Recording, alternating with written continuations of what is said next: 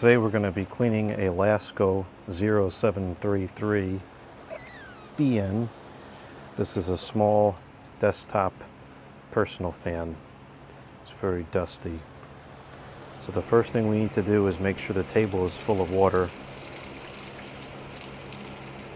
Then once the table is full of water, we put the fan in the water and then we're going to shut it on. Using wet hands, plug it in. It's not making a very good connection, which is unfortunate.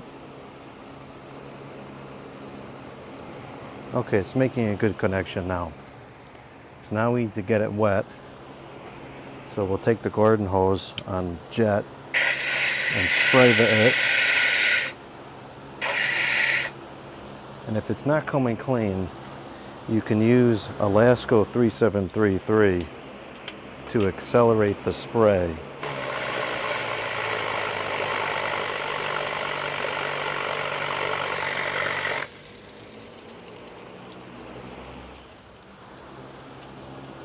Okay, now we'll shut it back on to dry it.